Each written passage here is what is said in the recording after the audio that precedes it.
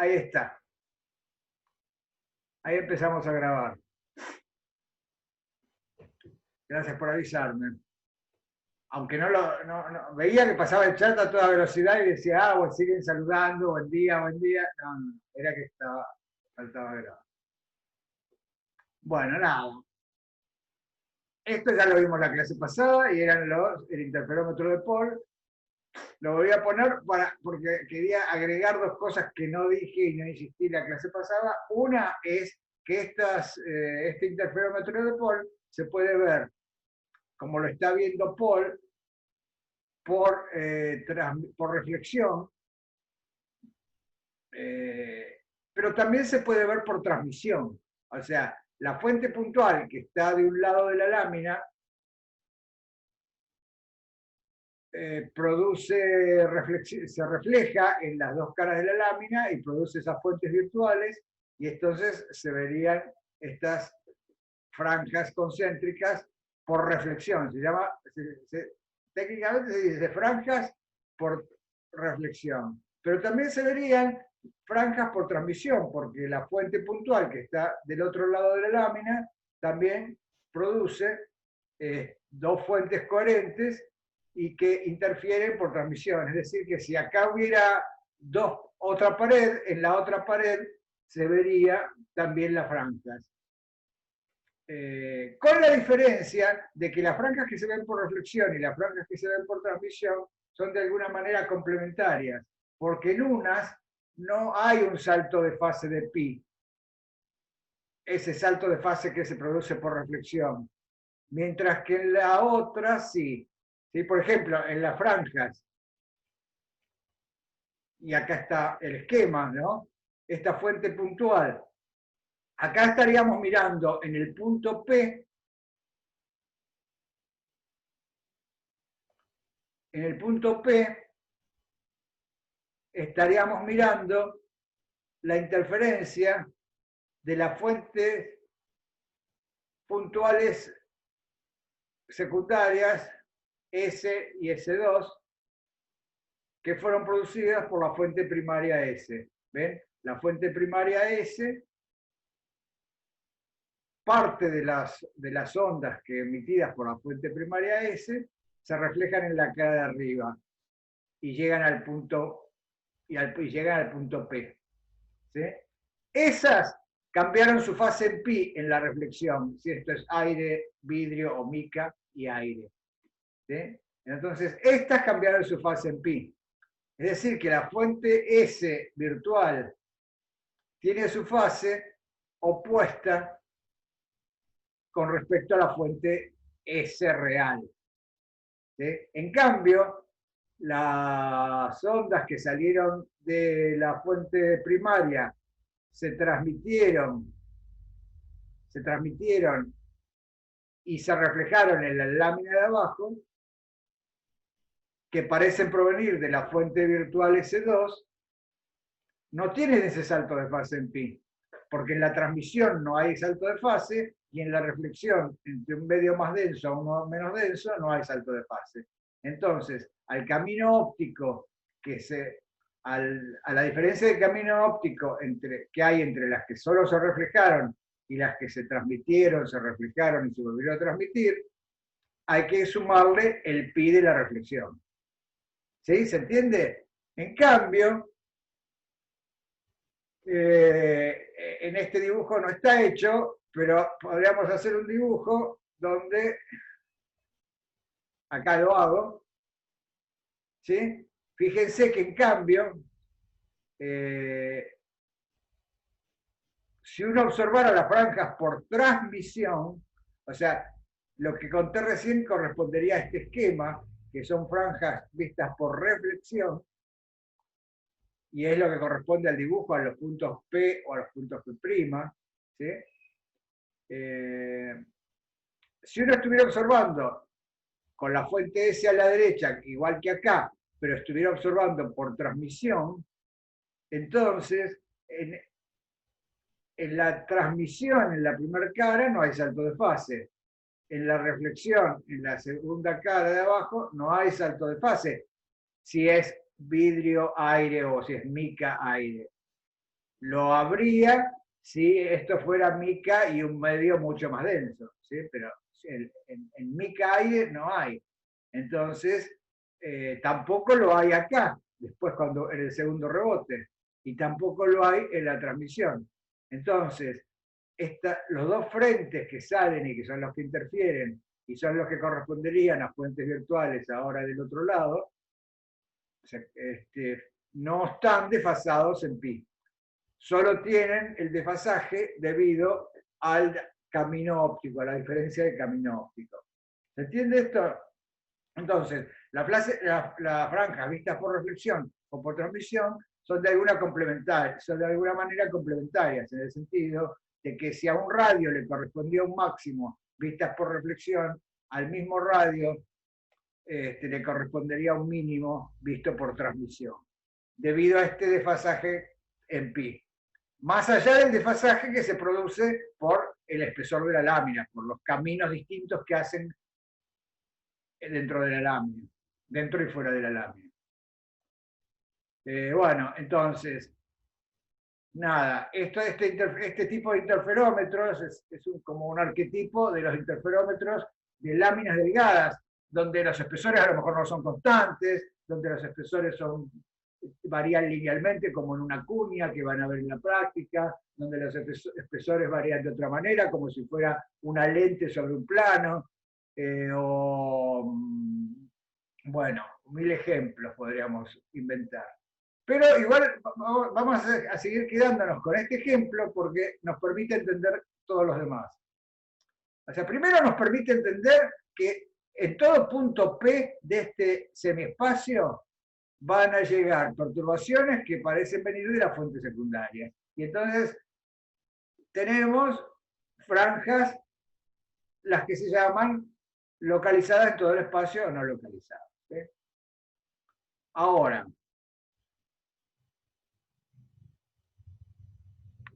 nos estamos olvidando, y ahora ese es el punto de la clase de hoy, uno de los puntos de la clase de hoy, es que en este ejemplo también hay unas franjas que no estamos mirando porque son franjas raras, en el sentido de que son distintas a las que estuvimos pensando en Young. No es que sean distintas, son como un caso límite de esas. En Young nunca pensamos, siempre poníamos una pantalla para mirar, ¿sí?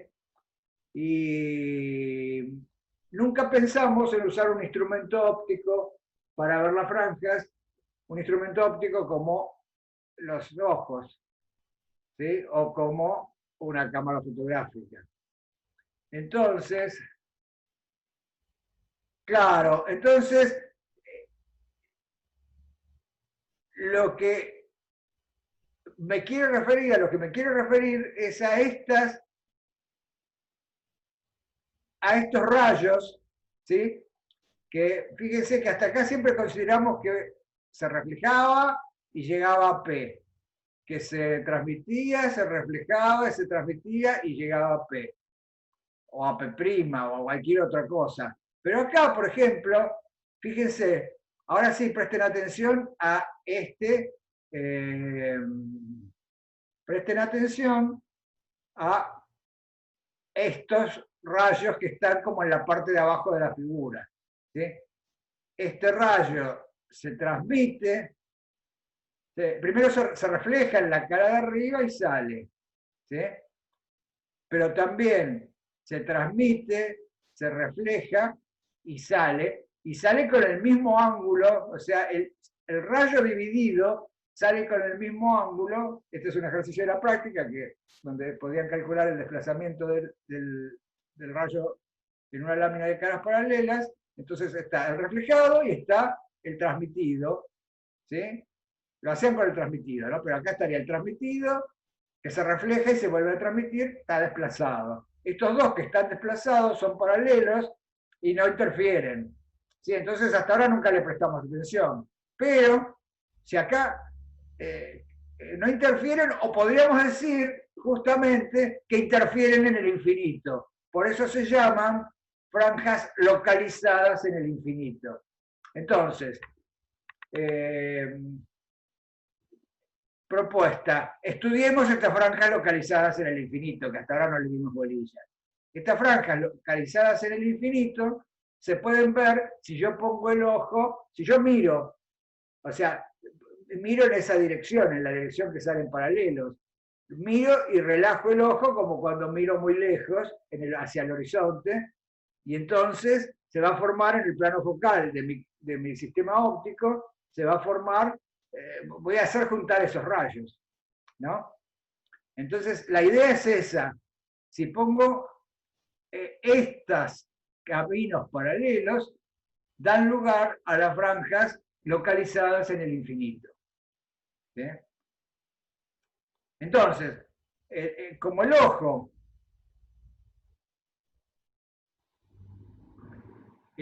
es una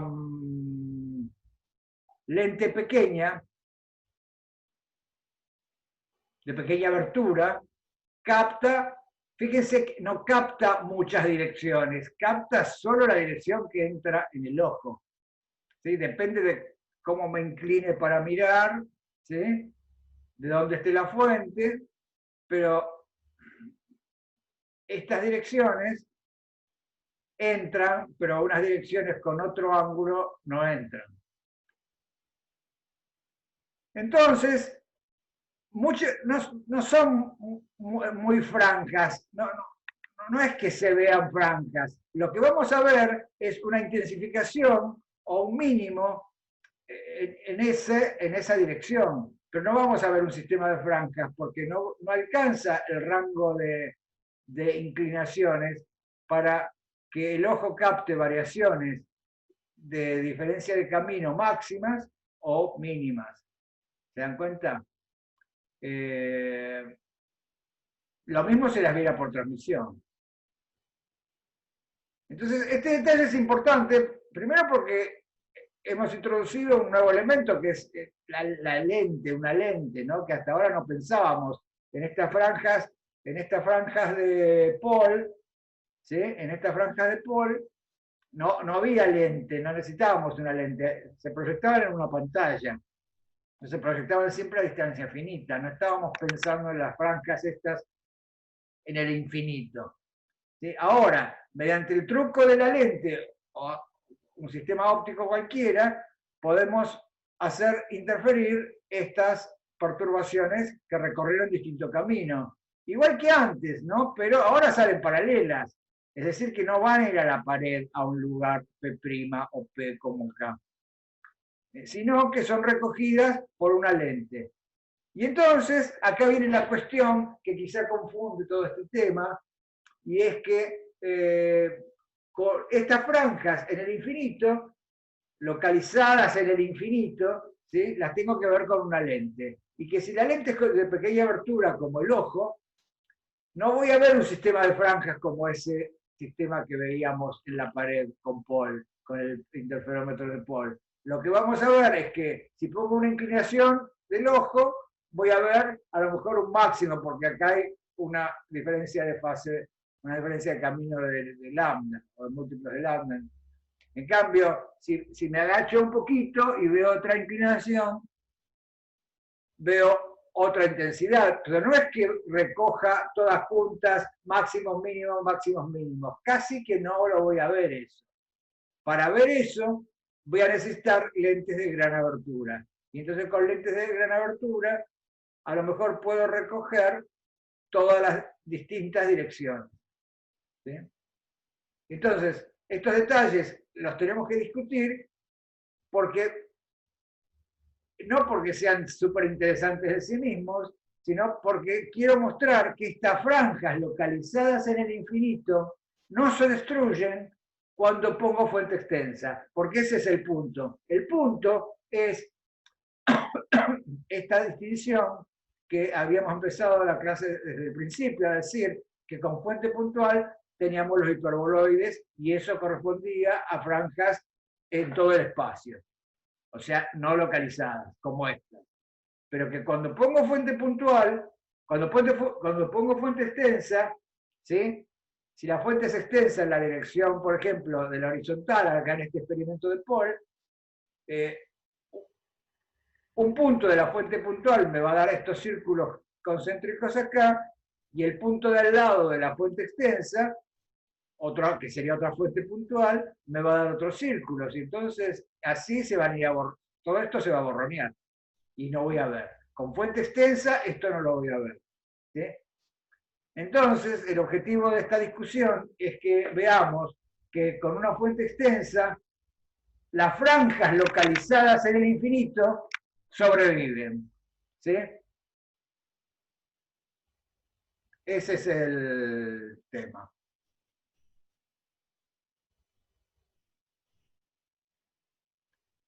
Bueno, entonces, para ver eso, ¿sí? Para ver eso, para poder entender que las franjas localizadas en el infinito sobreviven con una fuente extensa, primero hay que seguir con la fuente puntual y darse cuenta que esas franjas localizadas en el infinito solo dependen del espesor y del ángulo de inclinación con que estamos mirando. ¿Sí? Entonces, vamos a ver eso. Para eso no tenemos más remedio que hacer cuentas, trigonometría y calcular desfasaje. ¿Sí? Entonces, vamos a hacerlo. Entonces, consideremos una fuente puntual. Después, esta fuente puntual S, vamos a decir que es algunos de los puntos de la fuente extensa. Pero ahora pensemos que es una fuente puntual y nada más. ¿Sí? Igual que hasta ahora. Pero vamos a hacer algo que no hicimos, y es, vamos a calcular la diferencia de caminos entre, miren, en esta ampliación que está acá, vamos a calcular la diferencia de caminos entre la perturbación que llega a la lámina, se refracta, llega a la lámina en el punto A, se refracta y llega al punto B de la parte inferior de la lámina, se refleja en el punto B y llega al punto C de la parte superior de la lámina, y después sale. ¿Sí? Esa perturbación interfiere en el infinito, ¿sí? Con la perturbación que viene del punto A y se refleja y sale por este lado. Entonces, en este interferómetro, lo que venía de las fuentes coherentes secundarias son esta perturbación y esta perturbación. Y entonces vamos a calcular la diferencia de camino, vamos a calcular lo que llamamos delta, ¿no? El delta mayúscula en nuestras expresiones anteriores, que tenía aportes del delta de las fuentes y de la diferencia de camino óptico.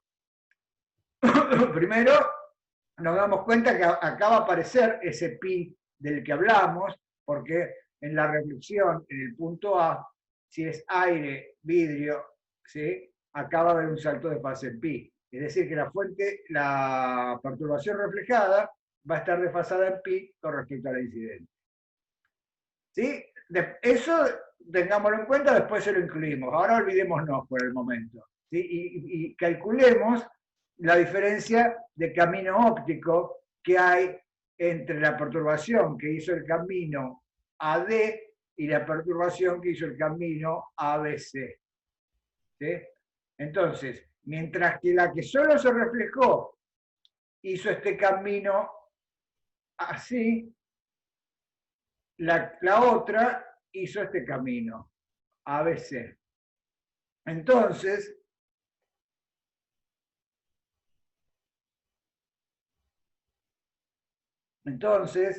fíjense que acá escribí la diferencia de caminos ópticos entre las dos perturbaciones.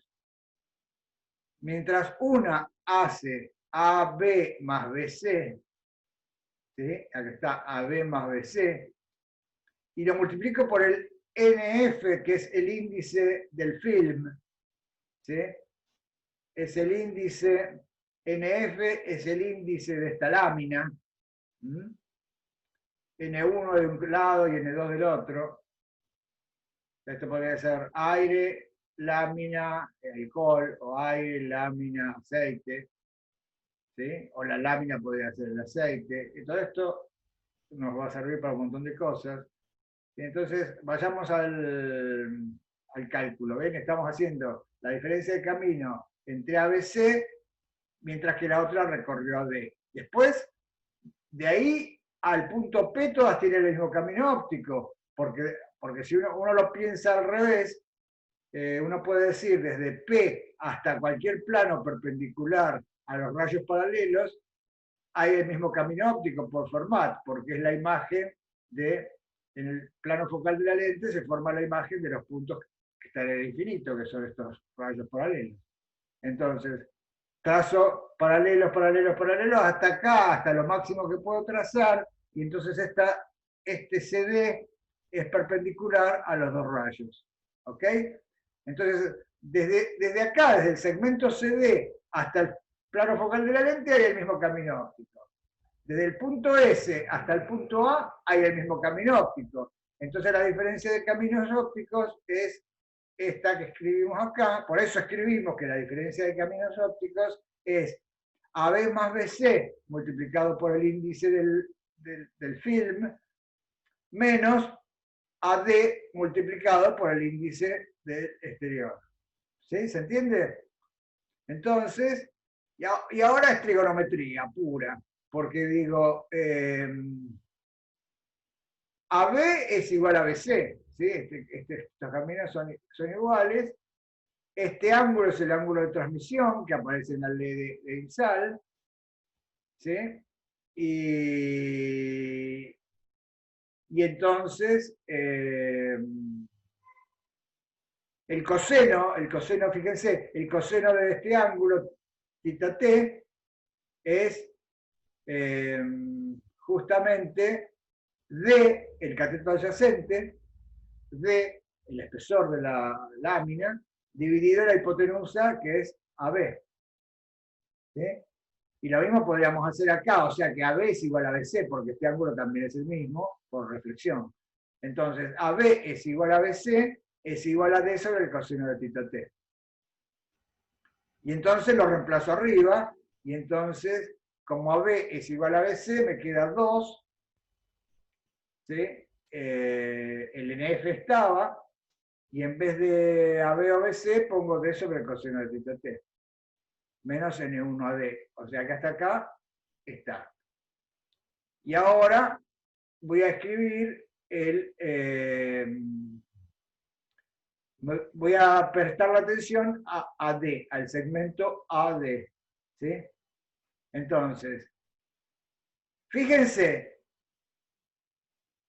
este ángulo entre el rayo incidente y la lámina, o entre el rayo reflejado y la lámina, ¿cuánto vale?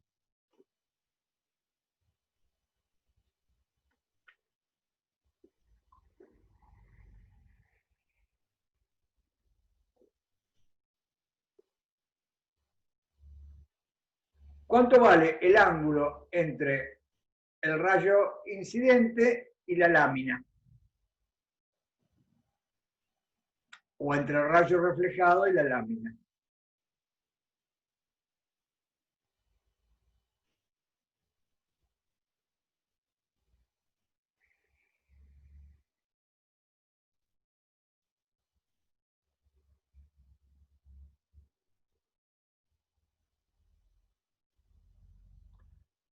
Claro, perfecto. Eh,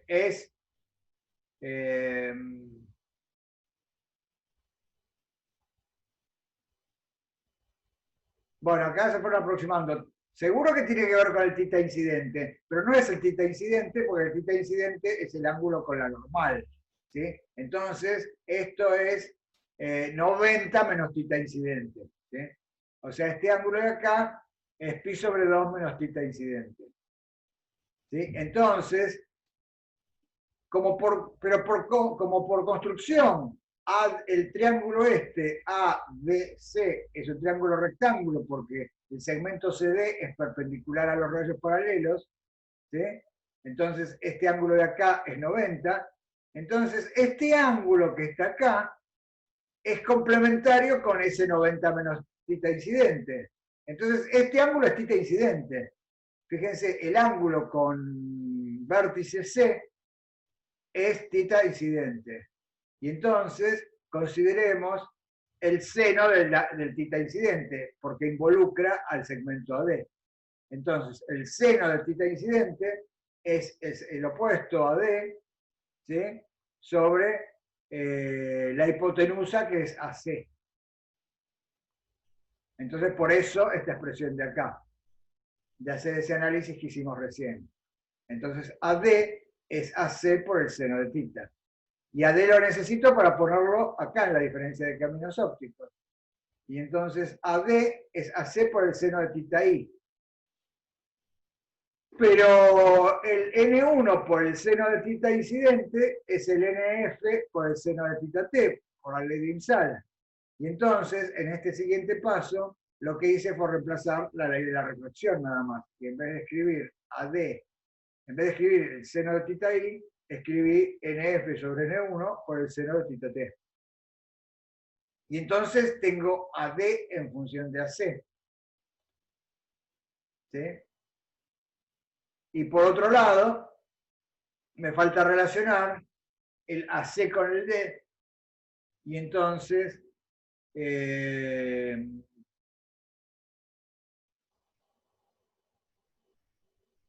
es muy fácil porque la tangente del ángulo de transmisión, ¿sí?, es este cateto opuesto sobre D, sobre el cateto adyacente, ¿no? Esta sería la tangente de θt.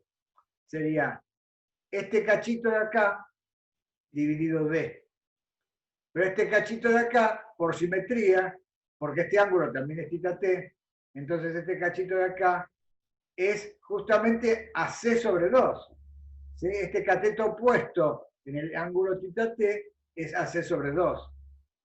Entonces, esto lo podríamos leer como que la tangente de θt es AC sobre 2 dividido D. Y eso es lo que está escrito acá, que la tangente de θt es AC sobre 2 dividido D. Y entonces ya tengo todo para meter en la diferencia de caminos ópticos.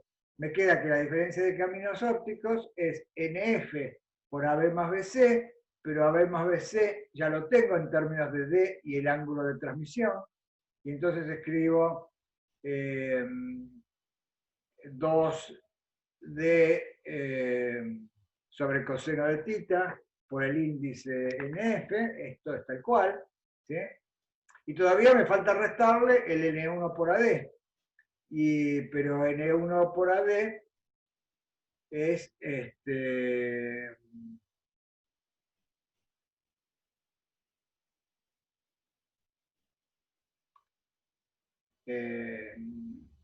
listo, acá tengo el AD, ¿sí? Y entonces me queda que para sacar el factor común, la tangente que tengo acá, que estaba multiplicada por el seno, me queda el seno cuadrado dividido el coseno. ¿Sí?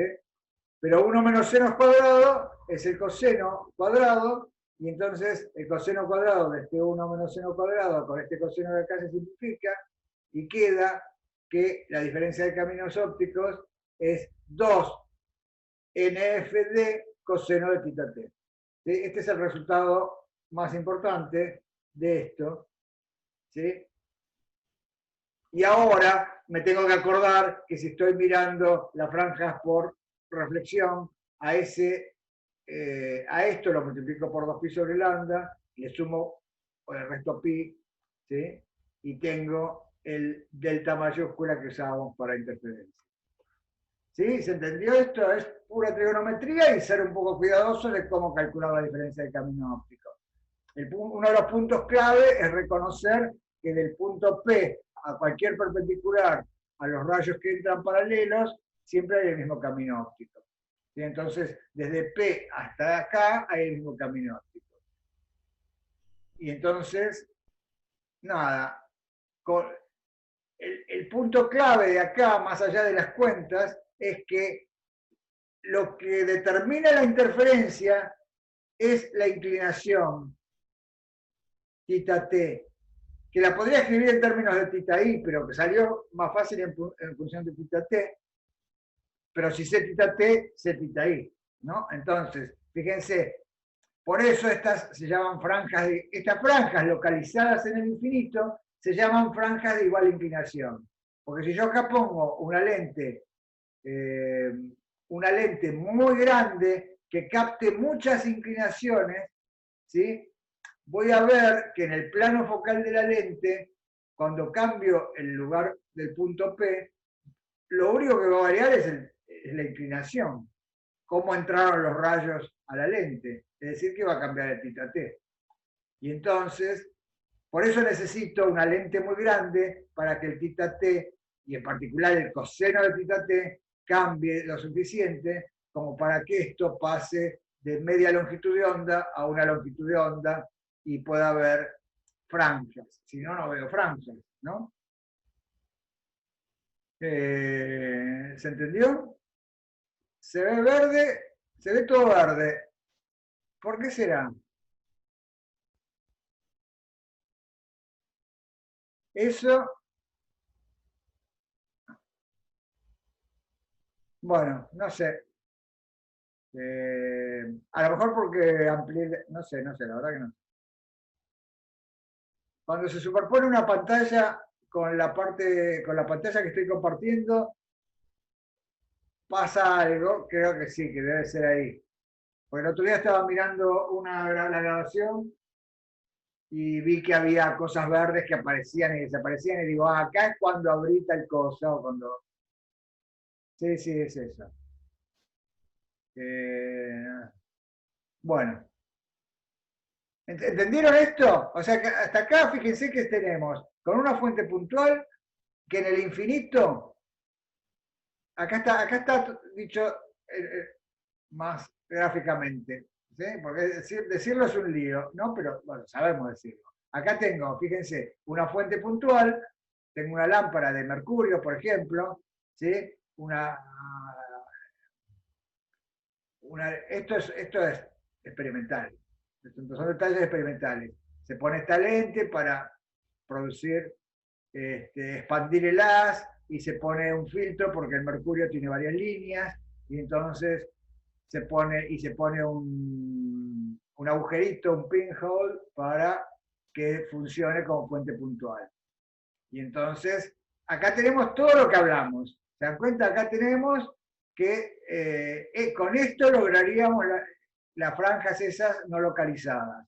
Y además, si pusiéramos una lente, veríamos las localizadas en el infinito.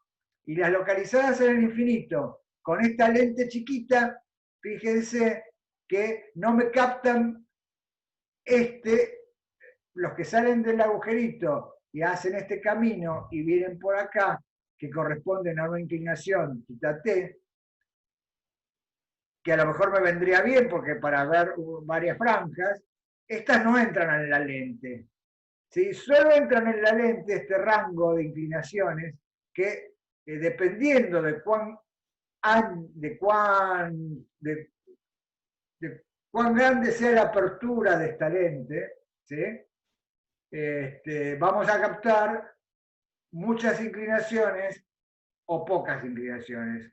Con el ojo humano, en general voy a captar pocas inclinaciones. Y si capto pocas inclinaciones, voy a ver que el color es un poquito más intenso. Pero no voy a ver esas cosas de variación de color espectaculares como se ven con el interferómetro de Paul. ¿Sí? Entonces, claro, fíjense, pero la gran ventaja y el punto clave es que si yo tengo, en vez de tener una fuente puntual como acá, tengo una fuente extensa, una fuente grande, fíjense que entonces, aún teniendo esta lente, que igual es la misma lente que antes, acá en la lente entran inclinaciones, pero no que vienen todos de la misma fuente puntual, sino que, por ejemplo, este punto de la fuente extensa, ¿sí?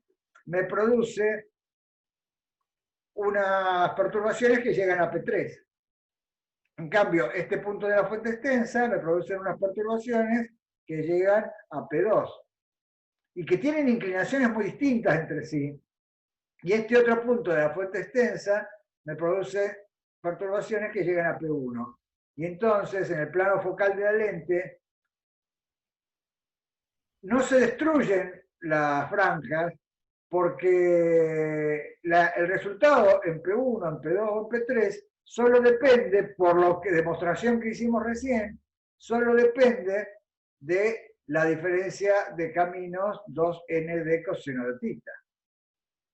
¿Sí? Porque justamente, ¿no? Ese es el punto quizá más sutil, es que ahora, si bien este punto de la fuente extensa está completamente no está para nada correlacionado con este punto de la fuente extensa,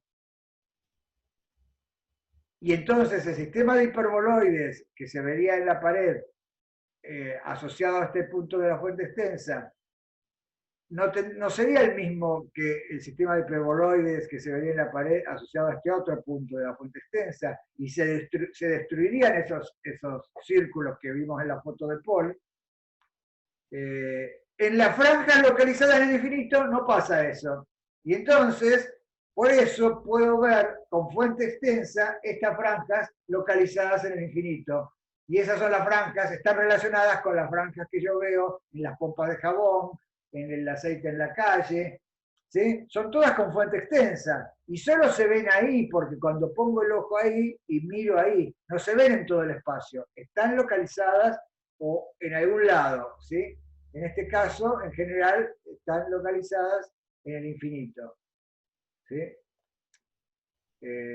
Y esto es un poco lo que yo les decía hace 2 clases, que con fuente puntual siempre tengo franjas no localizadas. Y con fuente extensa, en general, no tengo franjas, salvo que el sistema de hiperboloides y el sistema de la franja de interferencias que corresponden a cada punto de la fuente extensa coincida. Y es lo que pasa acá. Este punto de la fuente extensa produce en el plano focal de la lente un sistema de franjas que coincide, se superpone exactamente con el sistema de franjas producido por este otro punto de la fuente extensa. Y esas son las fuentes localizadas, las franjas localizadas en el infinito. Fíjense, una fuente extensa y una lente chiquita como el ojo, veo franjas, gracias a estas franjas que son ahora como franjas de igual espesor. ¿Sí? Y una vuelta de tuerca a todo esto sería, bueno, si quiero verlo más dramáticamente, pongo una lente más grande y voy a ver una gran variación. Y entonces en algo que no sea como algo incidental como ir por la calle y ver el aceite del colectivo con colorcitos, sino en un experimento a lo mejor puedo diseñar algo para usar esto.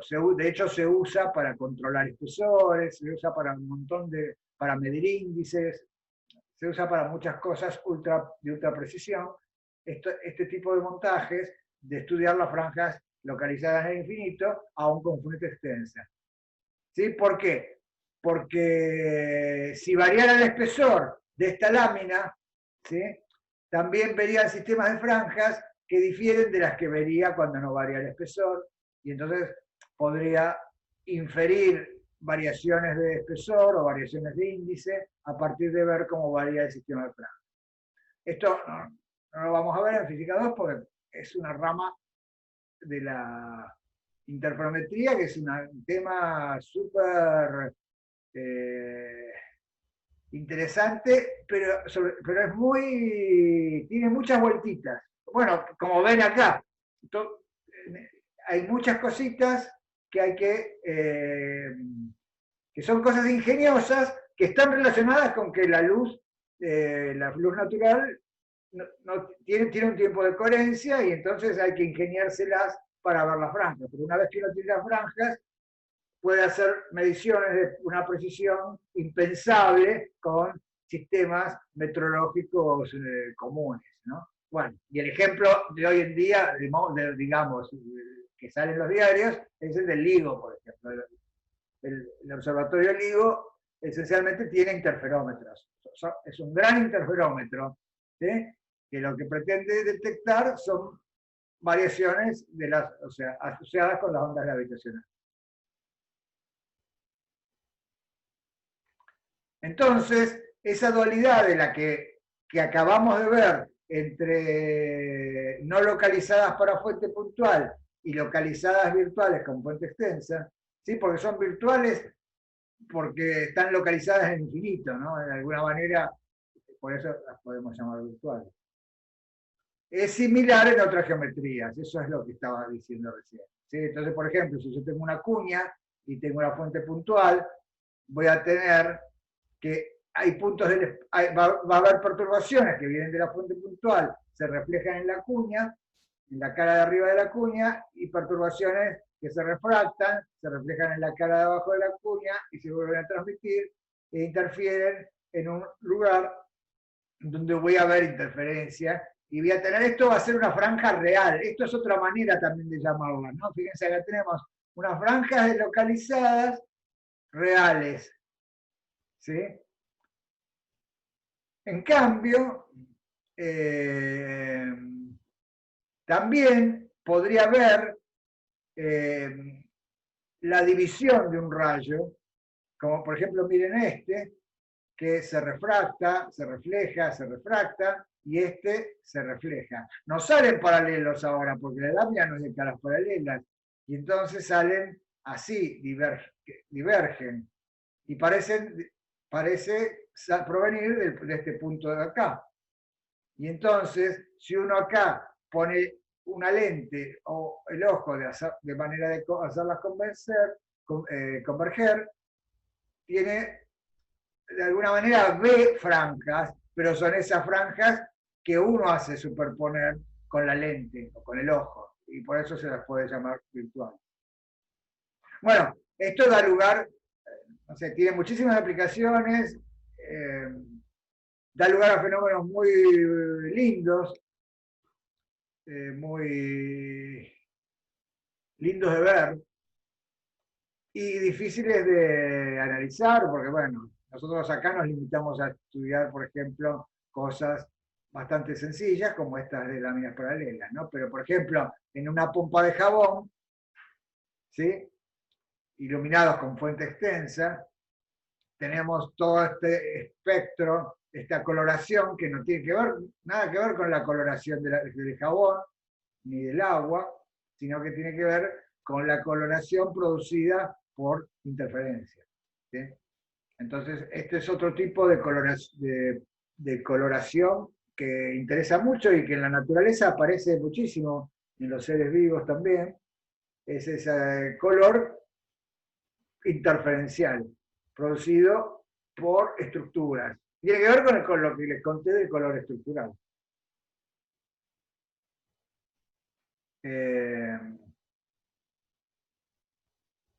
Bueno, hay gente que hace pompas, especialistas en hacer pompas, por ejemplo, ven acá en estas pompas, se tienen variaciones de espesor producidas por la gravedad, por el tipo de solución que se use, por el tipo de, por cómo se hacen, y se tienen todas estas variaciones de color. ¿Sí? Estas franjas, ven que están todas producidas con fuente extensa, y por ejemplo, estas son las franjas que habrán visto todos. ¿Sí? Uno va por la calle hoy y las va a ver. ¿Sí? Yo tengo, no sé, todo un directorio de fotos que después, digo, no son tan lindas, pero que voy por la calle y veo franjas de estas y le saco una foto. Pero bueno, son idénticas de estas. Así. También las pueden ver en la superficie de un CD o de un DVD. De alguna manera, esas son franjas que se producen por interferencia, porque es como que cada surquito del DVD funciona como alguna especie de fuente, como las ranuras en Young. ¿Sí? Entonces, acá tenemos una interferencia que vamos a estudiar en un ratito. Y bueno, este es otro, también una solución una película delgada de un líquido sobre otra cosa que produce esta franja. Bueno, Manuel pregunta, comenta, no termino de entender cómo se forma esto. ¿Querés ampliarlo? Abrí el micrófono si querés, Manuel.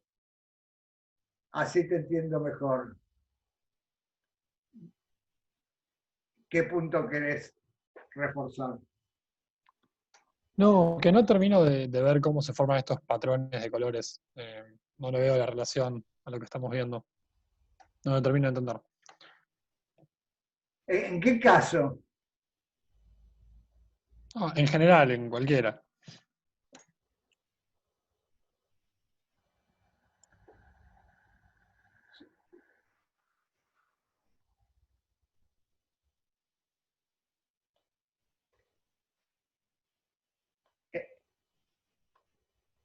¿En este lo entendés?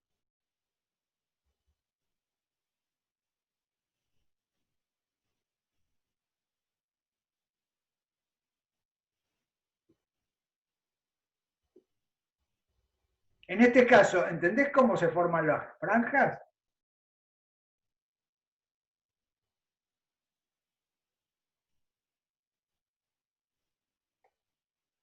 Bueno, si en vez de tener una fuente de mercurio acá, tuviera una fuente con una fuente de luz blanca, ¿sí? Entonces verías colores. Si tuvieras una fuente azul y una roja, por ejemplo, ¿sí? Verías colores, porque los máximos del rojo no van a coincidir con el máximo del azul. Eso también lo entendés, Manuel. Ok, sí, ahí lo veo. ¿Lo ves? Sí, Entonces, sí. y si tuviera tres colores, también empezaría a ver todo un coloreado de acá, se van a difuminar un poquito todo esto, porque el máximo del verde no coincide con el máximo del rojo, ni el máximo del azul, y entonces todo esto lo voy a empezar a ver coloreado. Entonces, si entendés eso, yo acá no hablé para nada de los colores, pero acá están los hiperboloides, también los vería coloreados. ¿Ok? Entonces, ahora vamos a estas. La idea de esto, ¿lo entendiste? Lo de las franjas del infinito, el concepto fundamental de que estamos mirando estos rayos que salen paralelos.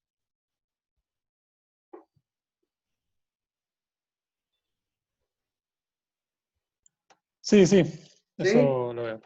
Bueno, genial. Entonces, fíjate, esos rayos que salen paralelos llegan al ojo con una diferencia de camino que es 2n de coseno de tita. ¿Sí? Y entonces, Ok. si esta cantidad es eh, un número entero de longitudes de onda, y teniendo en cuenta que hay un desfasaje en pi, es como sumarle media longitud de onda, en este punto P va a haber un mínimo. Y si esta cantidad es un múltiplo, es una cantidad impar de semilongitudes de onda, como le sumo pi, me va a dar un máximo. Eso también lo entendés. Bien.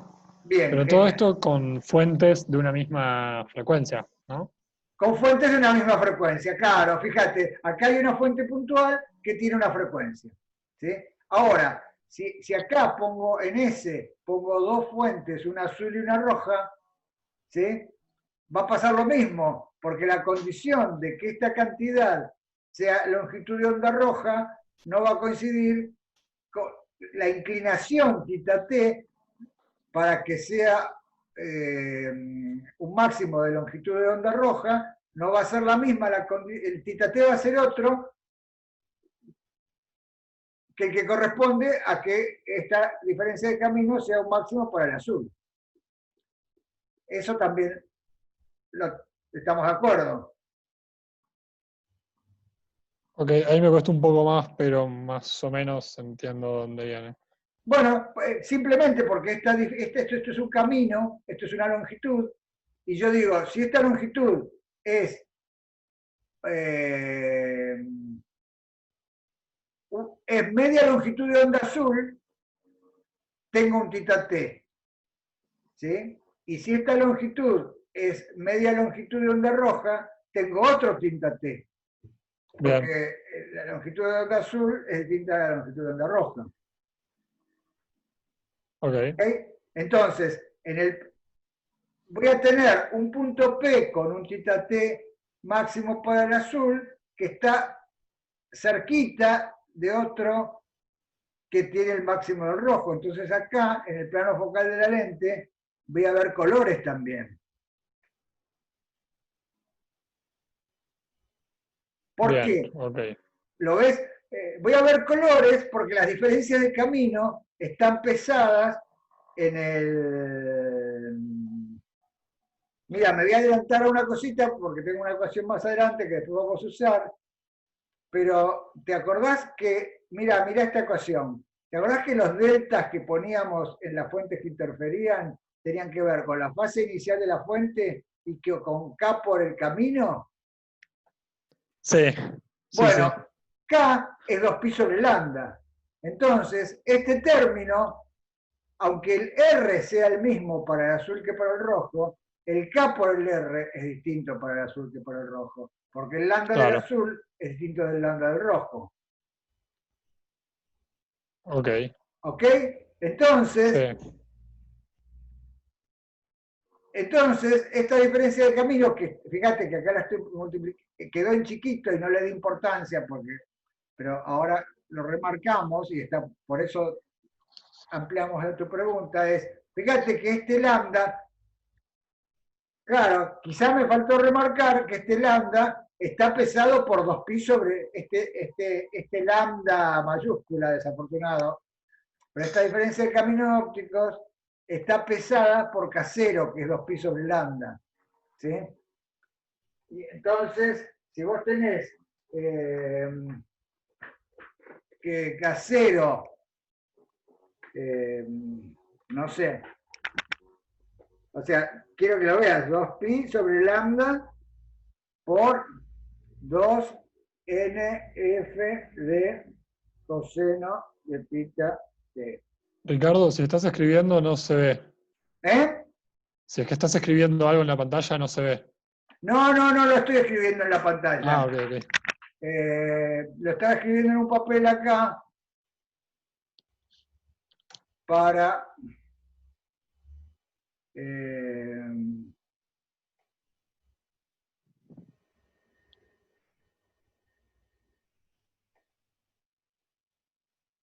ver si lo veías.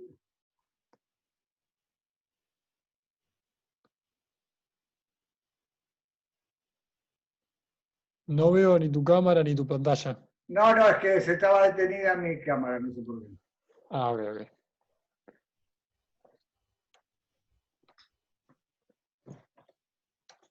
¿La pantalla la ves ahora?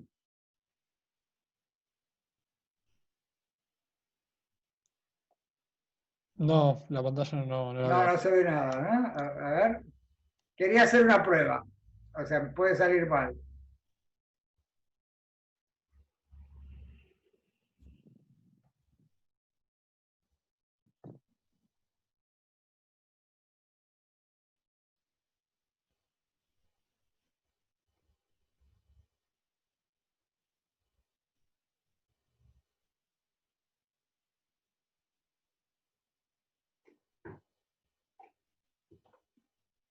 Bueno,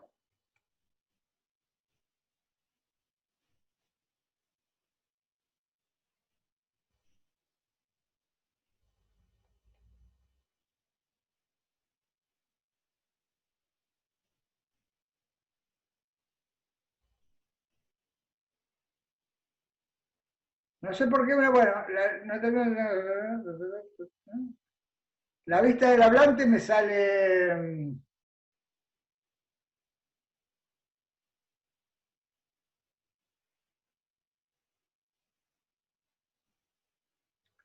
Bueno, no pude hacer lo que quería hacer, que era mostrarte. A ver si salgo de pantalla.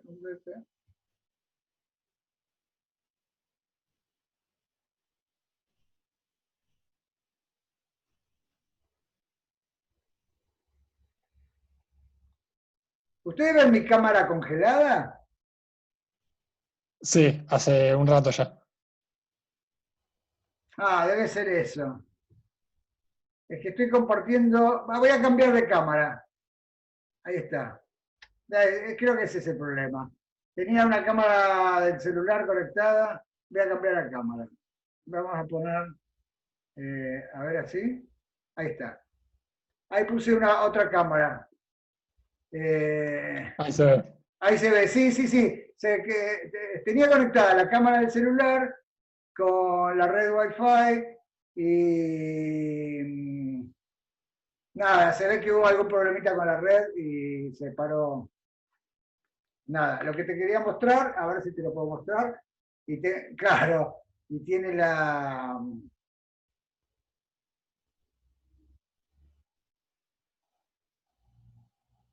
Claro, no, es que y esta cámara web que tengo acá te lo muestro al revés, me parece, ¿no?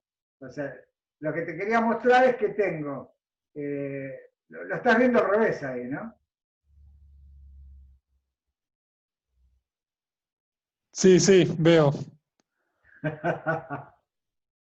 Está espejado, pero lo veo.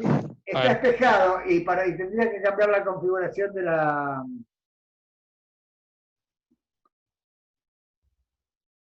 Tendría que cambiar la configuración de la cámara, de esta cámara que se ve que estaba puesta mal. Estaba puesta espejada. Lo voy a hacer. Reflejar video, chac.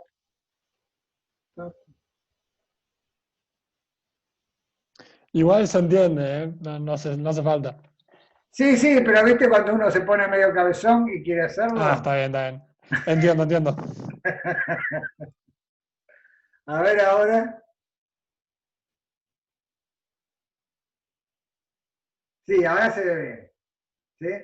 O sea, ves ahí que dice el 2nd coseno de tita t es la diferencia de camino óptico. ¿Sí? Eso es una cosa geométrica. Esta cosa que está acá, ¿sí? Es una cosa geométrica, es la que calculamos recién. Pero eso está pesado por 2pi sobre lambda.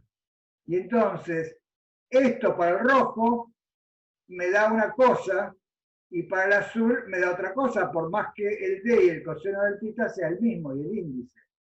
Entonces, en un tita t, ¿sí? Esto va a corresponder a el azul va a interferir de una manera y el rojo va a interferir de otra manera, porque el phi es distinto. No sé si te das cuenta, ¿sí? ¿Lautaro lo ves? No, Lautaro no era...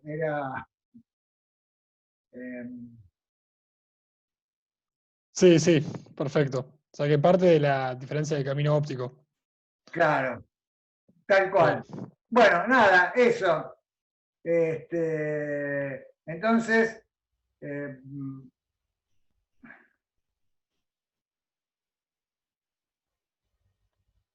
ahora estoy compartiendo de nuevo la pantalla de antes, ¿sí? Creo que con todos los líos que hice, no sé qué estoy compartiendo porque, sí, volvieron a ver la pantalla de antes, ¿no? Sí, justamente tenía la cámara web la tenía sin espejar y la cámara del celular la tenía despejada. Nada. Bueno, si se entendió este tema, esto, ¿por qué se producen? Esto explica y requiere un poquito de trabajo y pensarlo. No es que sea que es tan fácil de ver. En cada caso hay que pensarlo, ¿no? Y hay que pensarlo de la fuente extensa o de la fuente puntual. Y entonces, esos son, por ejemplo, estoy viendo una inclinación acá donde hay máximos de azul Y eso debe ser porque la pompa de jabón tiene un espesor que produce máximos para el azul, pero no me produce máximos para el rojo. En cambio, esta parte de acá, más cerca del polo, a lo mejor está más finito y me produce un máximo para el rojo y no para el azul, y por eso veo estas diferencias de colores así. Esa sería la idea. ¿Sí? En la práctica van a ver otras estructuras que están basadas en lo mismo, en calcular la diferencia de camino de acuerdo con el espesor y la inclinación con que uno mira. Y eso me da, en definitiva, si uso fuentes de luz blanca, voy a ver colores. Y esa es la cosa. Bueno, vamos a hacer un pequeño intervalo. Y ahora vamos, y en la siguiente parte de la clase, en vez de ver dos fuentes o divisiones de haz de dos cosas, vamos a ver interferencia de n fuentes. Nos vemos en 5 minutos.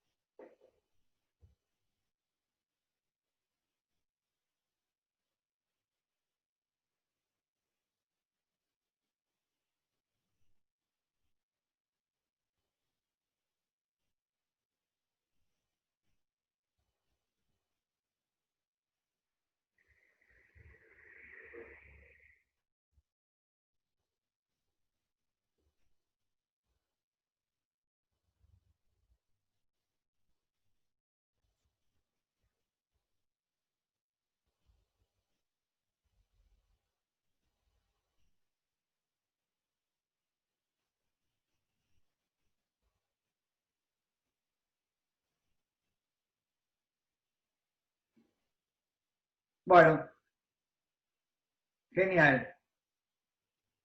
Ahora sí, ¿no?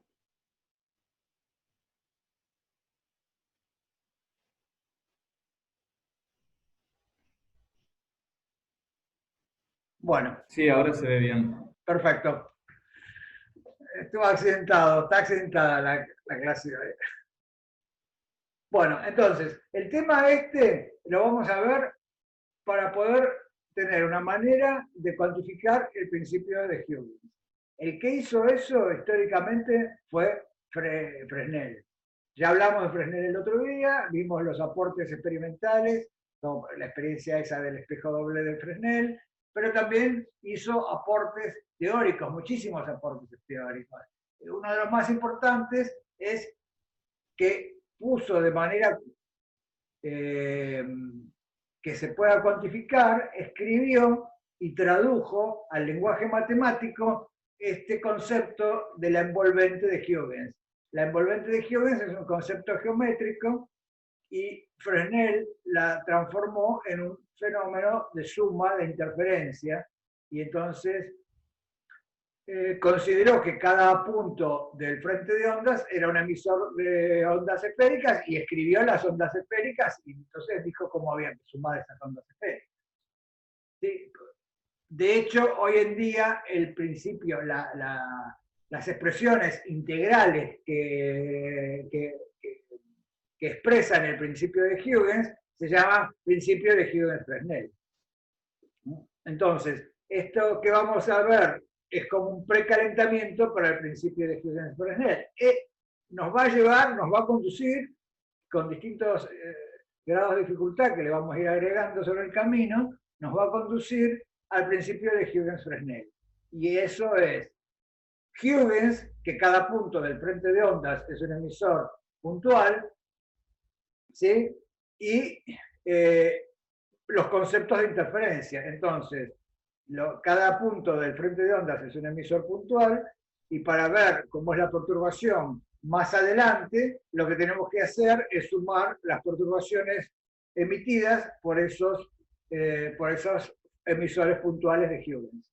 ¿Sí? Dicho ahora en lenguaje más coloquial sería, las onditas de Huygens vienen de fuentes puntuales que son los puntos del frente de onda. ¿Sí? Entonces vamos a estudiar eso, vamos a estudiar cómo interfieren todos los puntos del frente de onda.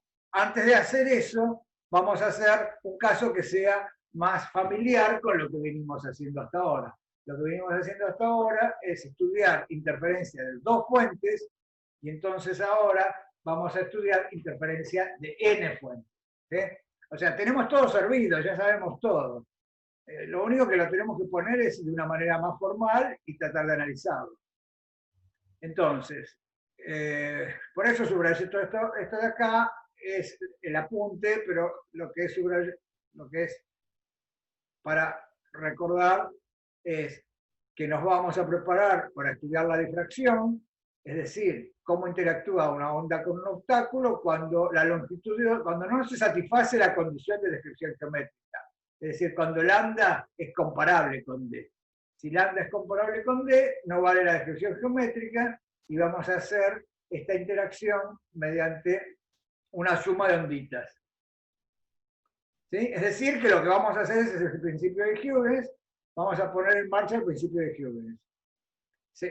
Con la interpretación de Fresnel. Y vamos a ver que ese envolvente es la interferencia de las onditas secundarias u onditas de Huygens. Bueno, entonces como ya sabemos sumar 2, ahora vamos a sumar n. N fuentes puntuales coherentes de la misma frecuencia, y coherentes quiere decir entonces que mantienen su fase, una correlación entre sus fases, ¿sí? Que si esta tiene una fase, la de al lado tiene una diferencia de fase que se mantiene constante en el tiempo, y la de al lado tiene otra diferencia de fase que también se mantiene constante en el tiempo. Eso es lo que quiere decir fuentes coherentes. Y fuentes puntuales como las que vimos hasta ahora, que emitían frentes de ondas esféricos. ¿Sí? Y entonces,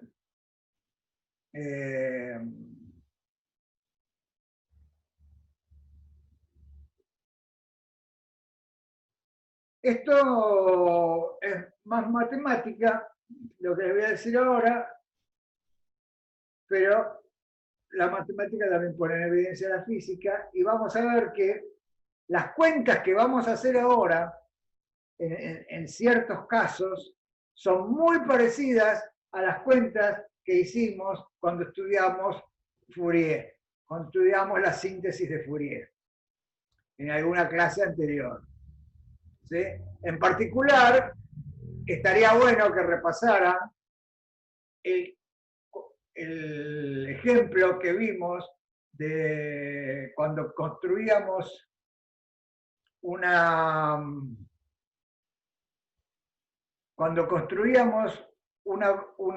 la fuerza impulsora en el comienzo de un sistema, como función del tiempo, lo habíamos sintetizado a partir de cosenos que tenían frecuencias equiespaciadas en un intervalo omega 1, omega 2. Es decir, lo que era un peine de frecuencias. ¿Se acuerdan? Entonces, una vez sintetizamos una función del tiempo que decíamos que era la fuerza impulsora en el comienzo de la soga, lo habíamos sintetizado como una suma de una amplitud por el coseno de una frecuencia por el tiempo. Y cada elemento de esa suma tenía una frecuencia que difería en una constante de la frecuencia del término anterior. O sea, era esto, un peine de frecuencias. Y para hacer eso, habíamos usado notación compleja, igual que lo que les propuse el otro día, cuando hicimos 2, que le dije, bueno, miren, ¿por qué no lo hacemos si hacemos esto con notación compleja? Nos lleva a estos vectores complejos, ¿sí? Los vectores en el plano complejo. Entonces, nada, esto es de una clase anterior, sacado de una clase anterior. Ahora lo que vamos a hacer es muy parecido, porque vamos a considerar n fuentes puntuales y vamos a poner un punto P. El tema lo habíamos empezado poniendo 2 fuentes, S1 y S2, y daban los hiperboloides. ¿sí? Ahora vamos a poner n fuentes y vamos a ver qué pasa en el punto P. La perturbación en el punto P es la suma de las perturbaciones de cada fuente por separado. Y entonces, como cada fuente es puntual, emite una onda esférica, yo acá tengo una amplitud que depende como 1 sobre R, uno sobre la distancia de la fuente, que no la explicito para no complicar la notación, pero son amplitudes. En el punto P tengo la amplitud producida por la fuente 1, la amplitud producida por cada una de las fuentes, es esta, A sub n. La amplitud producida por la fuente genérica n-ésima, minúscula. ¿Sí? Y tiene la forma de los cosenos de omega t más algo, igual que antes, es decir, tiene la forma de e a la i omega t más delta. Antes teníamos más delta 1, más delta 2, ahora tenemos delta n. A cada perturbación tiene una de estas cosas, delta n, que tenía que ver con la fase inicial de la fuente en cuestión y con el camino óptico que había recorrido la perturbación desde la fuente en cuestión hasta el punto de observación. ¿Se entiende el planteo? Si quieren hacer alguna pregunta, ahora háganla, porque este es el planteo. Está bueno que discutamos el planteo y estemos seguros de todo lo que vamos a hacer. El planteo es este, es igual que antes. ¿eh? Antes teníamos una suma, es más, la clase pasada le escribí esta suma de 1 hasta 2, un poco para preparar el camino para esto. ¿sí? Y cuando teníamos 2, nos llevaba, por ejemplo, a Yang y teníamos la diferencia de camino entre 1 y 2. Ahora tenemos estas n cosas y entonces ya nos damos cuenta, porque ya estamos desarrollando una intuición acá, que lo que va a importar va a ser los desfasajes relativos entre las fuentes y entre los distintos caminos recorridos, y ahora lo vamos a estudiar con detalle. Entonces, si alguien tiene una duda de esta expresión que escribí acá, pregúntemela ahora. ¿Sí? Porque no es otra cosa que escribir coseno de omega t más delta, igual que antes, en notación compleja. Y donde acá está sobreentendido que va a parte real y no lo escribo.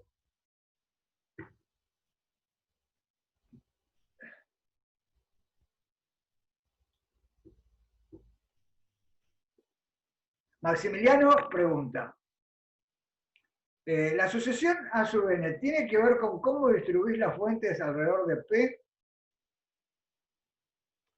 Bueno, antes era constante o no. Antes también eran fuentes puntuales y entonces, como eran fuentes puntuales, en realidad no eran constantes.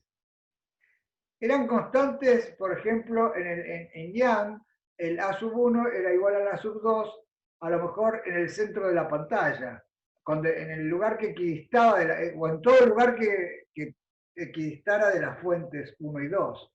¿no? En realidad, dependía de 1 sobre R. Y dependía de 1 sobre R y nada, si yo tenía, por ejemplo, tenía una sub 1 que era 1 sobre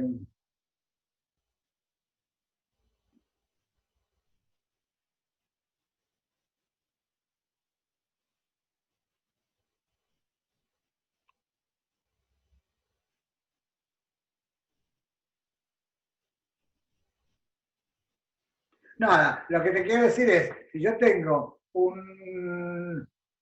una sub 1, ¿sí? que va como 1 sobre R,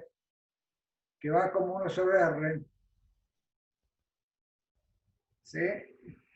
Y está multiplicado por el coseno de KR ¿sí?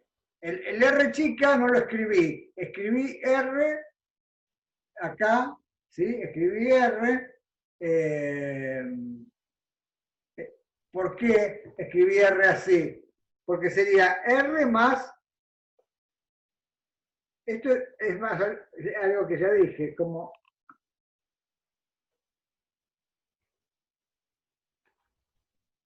cada una de las perturbaciones tendría que ser, en el punto P, tendría que ser como, no sé si lo ven, a lo mejor tengo que dejar de compartir esto, y ahí está. Fíjense, entonces, es como que cada una de las perturbaciones sería 1 sobre un R grande más algo. ¿No? Por ejemplo, en Yang sería como un R grande que va hasta la pantalla, más un cachito que es como de la pantalla a un poquito más arriba o más abajo. ¿Sí? Entonces, esta variación en la amplitud, que es S1 sobre R, es muy lenta. Y entonces, en realidad, si me interesa ver los efectos de interferencia, de difracción, lo que ahora sabemos es que los caminos están pesados por K. Y entonces, una diferencia de camino de media longitud de onda me hace pasar de un máximo a un mínimo.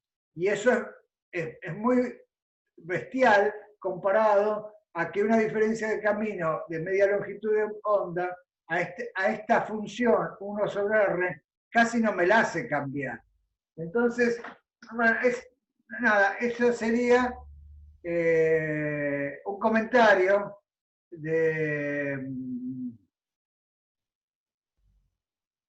eso sería un comentario, Maximiliano, originado por la pregunta de Maximiliano.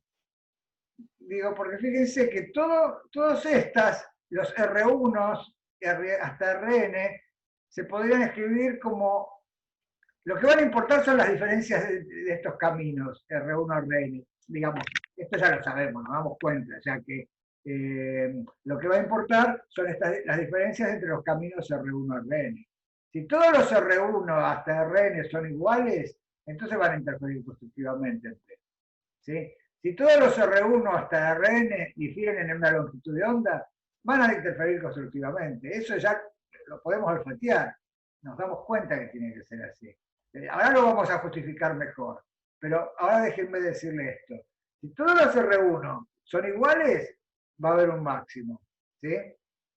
Y entonces, ahora, si los R1, si los Rs difieren en media longitud de onda, y de apares, por ejemplo, los puedo aparear y una diferencia de media longitud de onda con otro que me da un mínimo. Y así en P voy a tener mínimo. Si los puedo aparear diciendo que este tiene un camino y este tiene un camino que difiere en media longitud de onda. Y este tiene un camino y este tiene otro que difiere en media longitud de onda. Y así los voy sumando y acá me va a dar un mínimo. ¿Sí? Es cierto que la amplitud cambió, pero fíjense que la amplitud, a lo mejor estamos hablando de cambios de media longitud de onda. Y entonces, cuando uno observa lejos de las fuentes, esa variación de la amplitud que preguntaba Maximiliano, de cómo era la sucesión a sub n, a lo mejor la podemos ignorar. ¿Sí? Entonces, esa sería una respuesta, Maximiliano, de que yo la mantengo a esta dependencia de A con N. ¿Sí? ¿Cómo es esta sucesión a sub n? Sí, es cierto, va a depender, es tal cual como vos lo dijiste, va a depender de cómo estén rodeando estas fuentes al punto P. ¿Sí? Ahora, en un montón de situaciones prácticas, y en el caso de la luz, en otras ondas a lo mejor no es así, pero en el caso de la luz, en experimentos de óptica, voy a estar observando, no sé, a medio metro de la fuente y me van a importar diferencias de camino óptico de medio micrón. Entonces, el 1 sobre R, que sería 1 sobre el medio metro, sumarle medio micrón o restarle medio micrón o muchos micrones, me va a dar lo mismo la función 1 sobre R que decae de una manera y nada, me voy a estar equivocando muy poquito. En cambio, la variación en media longitud de onda que está en el exponente, ¿sí? Este delta n mayúscula que va con el Rn, al estar pesado por el 2pi sobre lambda, importa muchísimo. Entonces, bueno, eso sería un comentario importante a tener en cuenta. Lo vamos de acá al fin del curso, vamos a estar pendientes de esto. Si quiero hacer la cuenta exacta y me empecino en tener en cuenta esa variación de la amplitud con la distancia, lo puedo hacer y a lo sumo tendré que hacerlo numéricamente. Pero a lo mejor puedo obtener algún resultado analítico lindo que me oriente haciendo un razonamiento como este que hice recién. Este razonamiento donde desprecio la variación de las amplitudes con R, porque a lo mejor digo, lo más importante están las variaciones de fase con R. Esa sería la cosa. Bueno, entonces, claro, este sería el caso general, todos entendieron esto. Gastón comenta, ¿cómo se escribiría ahora la diferencia de caminos? Perfecto, vamos a eso. Ahora viene entonces el punto que si se entendió esto, decimos, uy, ¿cómo escribo la diferencia de camino y cómo escribo las diferencias de las fases iniciales? Belén comenta, no me queda claro qué es delta n. El delta n, este delta n minúsculo, ¿sí? Este delta, o el de, lamentablemente hay dos deltas, uno mayúscula y uno minúscula. No te queda claro ninguno. Bueno, esto venía de la...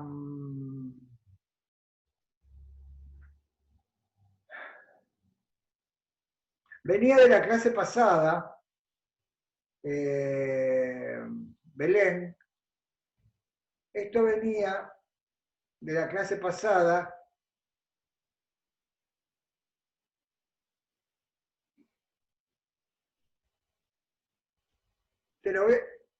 déjame que te muestre una cosita. Vale la pena ir a la clase pasada, lo que pasa es que no la tengo ahí para mostrar, pero a ver, déjame que la muestre.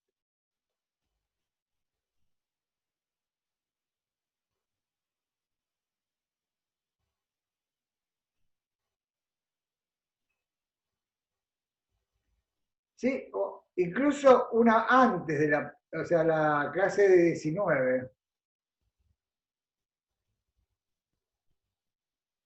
Acá está. Vamos a dejar de compartir eso y vamos a compartir la clase 19. En la clase 19, Belén,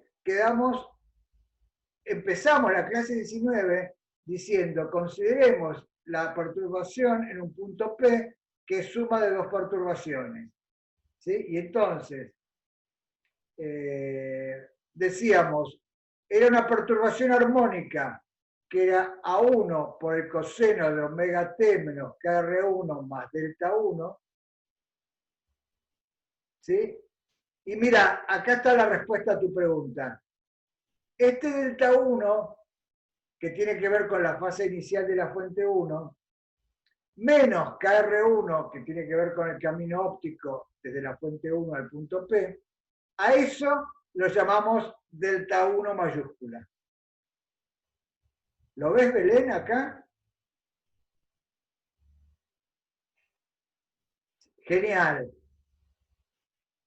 Fíjate, entonces, mira, Belén, este delta 1 mayúscula es el delta 1 minúscula, que tiene que ver con la fase de la fuente, y el KR1, que tiene que ver con el camino óptico, desde la fuente al punto P.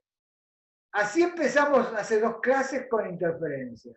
¿Sí? Entonces está bueno tu comentario, Belén, tu pregunta, porque fíjate, todos ahora se van a sentir más seguros de lo que estamos haciendo. Lo que estamos haciendo ahora es lo mismo que empezamos haciendo en la clase 19, pero poniendo más fuentes. ¿Ven? O sea que es lo mismo, lo mismo. Lo único que acá sumaba 2 fuentes nada más, 2 perturbaciones. Pero ahora voy a dejar de compartir esto y voy a compartir ahora lo que estábamos antes.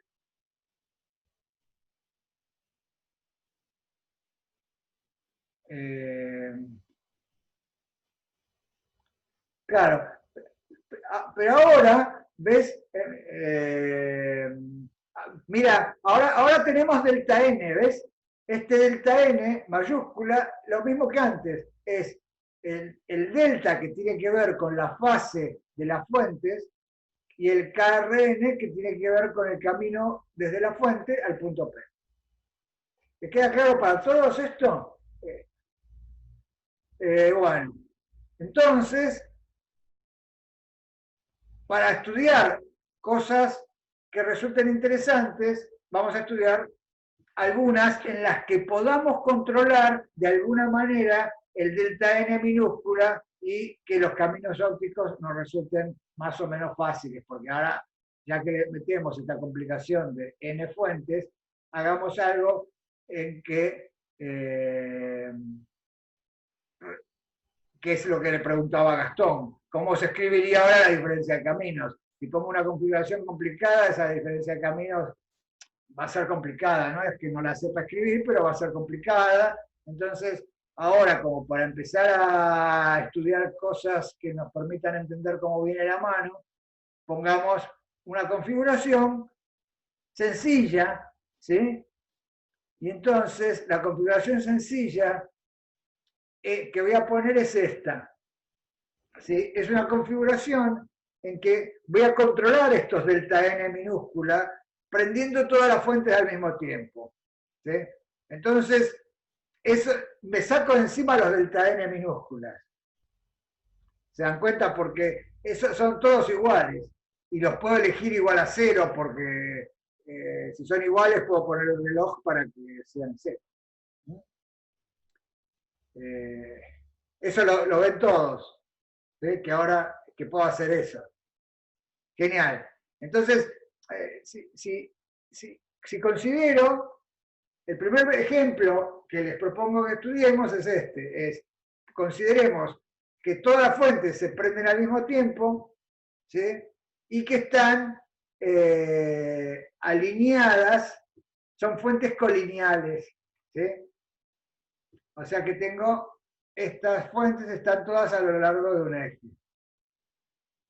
No están así como las dibujé que estaban en cualquier lado. ¿Sí? Entonces, bueno, primera simplificación, controlo los delta n. Segunda simplificación, están son colineales. Y tercera simplificación, es que es una simplificación que ya la hicimos de alguna manera, porque en el interferómetro de Young hacíamos una aproximación y decíamos que si mirábamos lejos, hacíamos una cuenta en que era fácil calcular la diferencia de camino. Y bueno, acá vamos a hacer la misma, pero vamos a hacerla de una manera exacta como para no confundirnos. O sea, vamos a poner, ya que vimos lo de la lente es un truco fantástico porque me permite, ahora, fíjense, si yo pongo una lente y observo en el plano focal de esa lente, a este punto P del plano focal de la lente, solo van a llegar las perturbaciones que salieron de las fuentes S1 a Sn con una cierta inclinación, nada más. ¿sí? Porque solo los rayos paralelos llegan al punto P del plano focal. Entonces, por ejemplo, si en el plano focal de la lente pongo una pantalla o una placa fotográfica o apunto una cámara digital, al centro óptico de la lente van a llegar las que vienen paralelas entre sí, pero horizontales. ¿Sí? Y entonces, y esas es muy fácil el camino óptico. Todas tienen el mismo camino óptico. ¿Se dan cuenta? Si solo miraran las inclinaciones, nada de inclinación, sino las que son horizontales, llegan a un punto P en el plano focal. Acá les propongo que miremos unas que salen con una inclinación arbitraria. También llegan a otro punto P del plano focal. Este es un punto también clave, así que si quieren hacer un comentario, alguien se perdió, dígamelo y lo comentamos.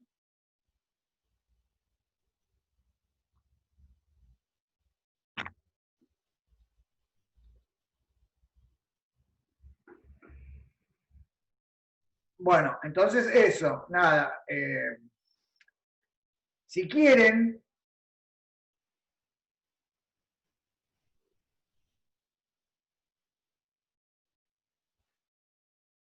otra manera de hacerlo sería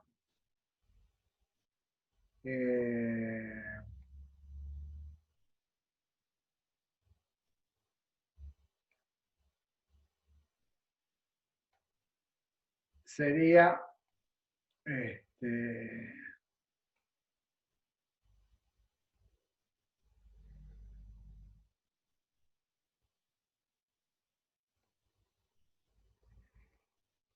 por ejemplo, a ver qué quiero hacer. No puedo, no puedo. Quería tapar la lente.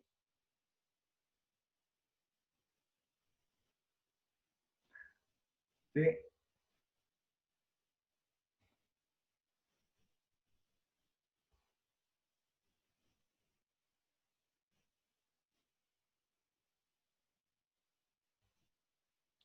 ¿Sí? O sea, nada, no miren la lente.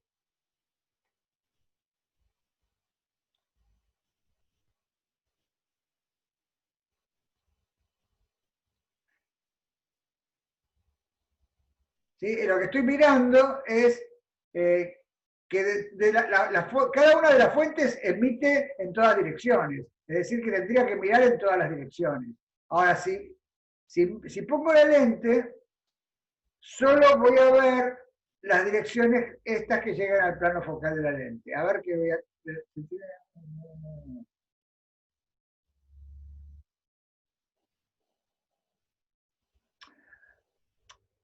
En este dibujo, otra manera de decirlo, en este dibujo, si este delta fuera cero, es decir, ¿se acuerdan que este delta tenía que ver con los caminos ópticos?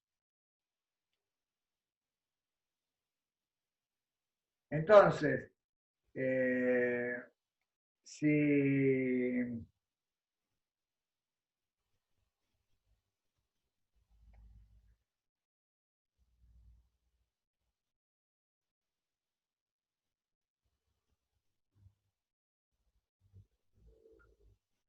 nada, quizá me hubiera gustado haber puesto otro dibujo donde no estuviera la lente. Si no estuviera la lente, y me voy muy lejos, ¿sí?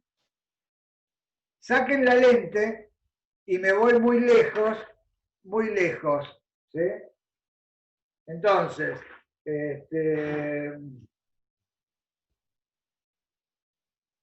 si yo tengo, se los voy a hacer,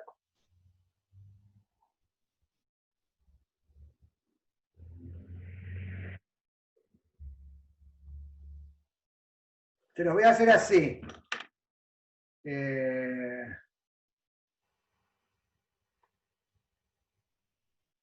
Miren este dibujo, ¿no? O sea, acá dibujé 1, 2, 3, 4 fuentes, ¿sí? Y no puse la lente. Y el punto P está acá, ¿sí? El punto P lo puse como queriendo decir que está muy lejos de la fuente, de las fuentes, ¿sí? Entonces, si me paro en el punto P y dibujo un círculo, en el punto P, que es este círculo de acá con centro en el punto P y que pasa por todas las fuentes, fíjense que cada camino de la fuente al punto P empieza a diferir en una cantidad, ¿no? Entonces, si el punto P está, cuanto más lejos esté el punto P, más perpendicular es ese círculo a las distancias Rn. ¿Sí? Entonces, en vez de irme al infinito, de llevar el punto P al infinito, ahora lo que hago es, entonces lo que hago es poner la lente. Esa es la cosa. No sé si se entendió con el dibujo que hice. Yo tenía todas las fuentes y ponía el punto P no acá en una lente, sino lo ponía lejos. Entonces, el camino que va de S1 al punto P y el camino que va de S2 al punto P no son paralelos. Pero cuanto más lejos llego al punto P, más paralelos son esos caminos. ¿Sí? Y entonces, la situación ideal en óptica la puedo hacer con una lente. Es equivalente a llevar el punto P al infinito, porque estoy haciendo interferir solo las perturbaciones que corresponden a rayos paralelos. ¿Sí? Entonces, si bien poner la lente es una gran simplificación, conceptualmente, ahora digo, hoy, a lo mejor primero tendría que haberles puesto el dibujito. El dibujito es ese, ¿sí? Es sin la lente. El dibujito es, entonces, de acá, donde tengo todas las fuentes y tengo el punto P. ¿Sí? Entonces,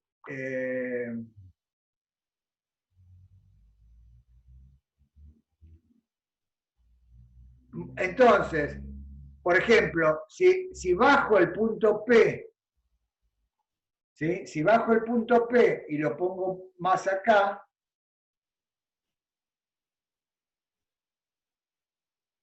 va a llegar un momento en que en el punto P equidiste de todas las fuentes, ¿sí? Bajando el punto P. Bueno, ¿se entendió eso? ¿Alguien quiere comentar algo? ¿Quiere hacer una pregunta? Lo que estamos haciendo acá es como un grado de abstracción más que el dibujito que les mostré recién. Es, en vez de irme, de poner P muy lejos, que por otro lado piensen que poner P muy lejos es lo que hacíamos en Young, cuando decíamos de la fuente 1 a P, de la fuente 2 a P, calculábamos la diferencia de camino óptico como D por el seno del ángulo de inclinación. ¿No? Eso hacíamos en el interferómetro de Young. Calculábamos estos rayos, miren, en Young tendríamos, por ejemplo, estos dos de arriba. Y entonces, el que de acá al punto P y de acá al punto P, trazábamos la diferencia de camino, marcábamos la diferencia de camino, y esa diferencia de caminos era la distancia entre fuentes de chiquita, lo habíamos llamado, por el seno de este ángulo. ¿Se acuerdan de eso? Sí, o sea, genial. Si se acuerdan de eso, eso es la clave. Cuando solo teníamos dos, la diferencia de camino entre este que iba a P y este que iba a P era aproximadamente D por el seno de este ángulo. Bueno, ahora no es aproximadamente, es exactamente. Al poner la lente es exactamente, porque estos dos rayos son paralelos. Es más, y entonces fíjense que acá está, D seno de tita. ¿sí? Donde θ es este ángulo, que también tiene que ver con esta inclinación.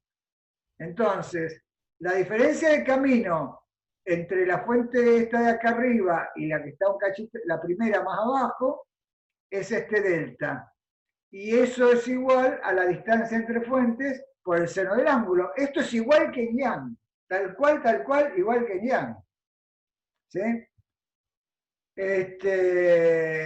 Y entonces, gracias a eso, fíjense que podría escribir, entonces, lo mismo lo digo para estas dos o para cualquier otro par de fuentes.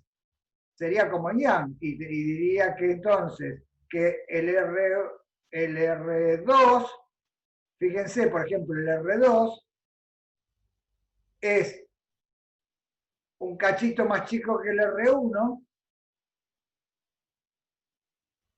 y el cachito más chico es esto, es la distancia entre las dos fuentes por el seno del ángulo. Entonces, el R2 sería el R1 menos D seno de θ. No, N es un índice mudo que va numerando a las fuentes. Entonces, R sub J, si querés. Sí, es desafortunado porque N se usa para el índice, pero no es un índice, es un no es un índice de refracción, es un índice que numera a las fuentes. Entonces, R1, el NS, que hubiera sido mejor llamarlo J, ¿sí? El camino 2 es el camino 1 menos este cachito. Por eso dice N-1, ¿ves? Sería el R2 es el R1 menos D seno θ. Y D era esta distancia. Después, el R3 va a ser el R2 menos D seno θ. Cada vez como Yang, ¿sí? Pero ahora lo escribo en función del R1 para referir todas a una. Y entonces, genial, llegamos hasta acá. Yo pensé que íbamos a llegar mucho más, pero no importa, estamos bien. Lo que tenemos que hacer ahora es la suma, ¿sí? Entonces, no, resumen, así lo seguimos en la próxima clase. Resumen, tenemos estas, sabemos escribir la interferencia de n fuentes en notación compleja de esta manera. Y esto no es otra cosa que la suma de estos números complejos que se representan como vectores y que ya lo vimos cuando vimos Yang, ¿sí? Y entonces estos números complejos tienen una amplitud que tiene que ver con la amplitud de la onda interférica. Y tiene una fase en el plano complejo, que es esta fase de acá, que corresponde a la oscilación sinusoidal, que tiene que ver con las fases iniciales y los caminos. Y entonces, hoy hemos discutido hasta ahora, y creo que es bastante exhaustivamente, cómo controlamos esos delta n poniéndoles, por ejemplo, todos en unas colineales, ¿sí? Y cómo controlamos los caminos ópticos mirando en el infinito, como para hacerlo fácil, ¿sí? Entonces, para hacerlo fácil, miramos en el infinito y todos los caminos se escriben como un camino de referencia menos algo por el seno de θ, menos la distancia entre fuentes por el seno de θ. Lo que vamos a ver es que esto es lo mismo que ya hicimos cuando sintetizamos una función tipo Fourier. O sea que si quieren ir repasándolo, repásenlo porque la clase que viene vamos a ver ahora en detalle la cuenta.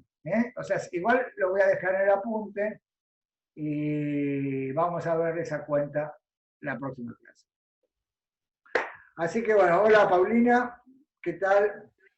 Hola, Hola María Luz. ¿Cómo van?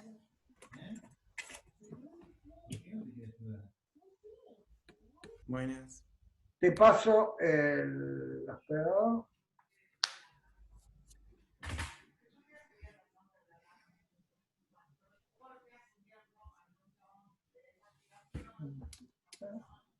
Ahí perdí.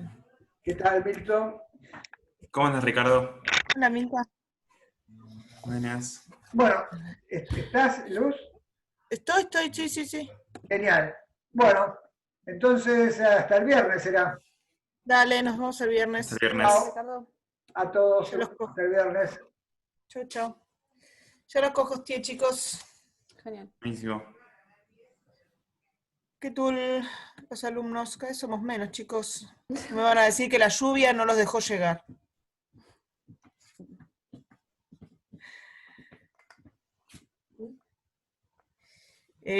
Somos 31 hoy. ¿En serio? Qué garrón. Qué buena onda.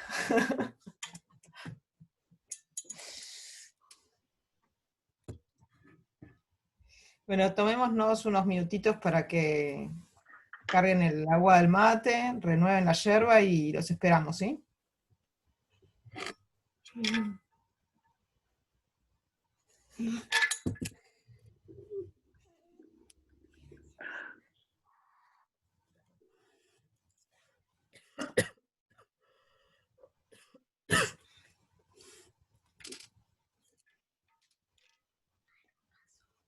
No.